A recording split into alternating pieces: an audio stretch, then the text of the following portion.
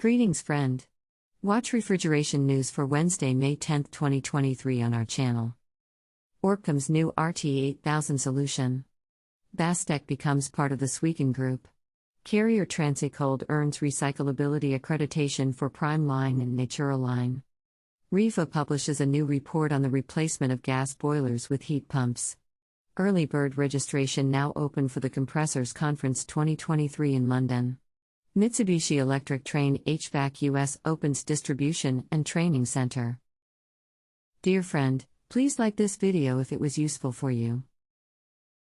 First news today. ORBCOMM's new RT8000 solution. ORBCOMM's new RT8000 solution, which is expected to be commercially available this summer, will automate customers' operations with enhanced connectivity, faster access to more data and wireless sensors to digitize cold chain decision-making.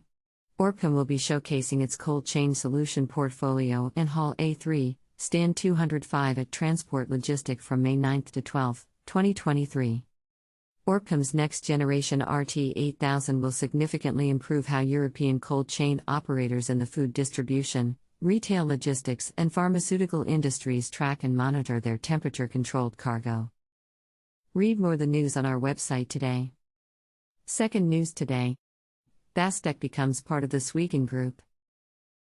Bastec becomes part of the Swegon Group. Bastec, with around 30 employees, is active within the Swedish building controls market. It is well known for its BOS2 system and has a reputation for quality solutions and a high level of competence. Bastec was acquired by investment Appletor in 2014 and has been a successful part of the business, for most of the time as part of the Bimzik Group. Read more the news on our website today. Third news today. Carrier Transicold earns Recyclability Accreditation for PrimeLINE and NaturaLINE.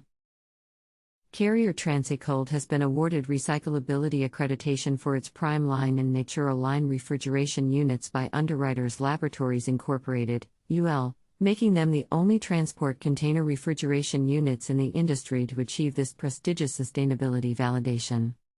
This accreditation validates the recyclability of PrimeLINE and NaturaLINE refrigeration units are 93% and 95%, respectively, per UL Environmental Claim Validation Procedure, ECVP, 2789.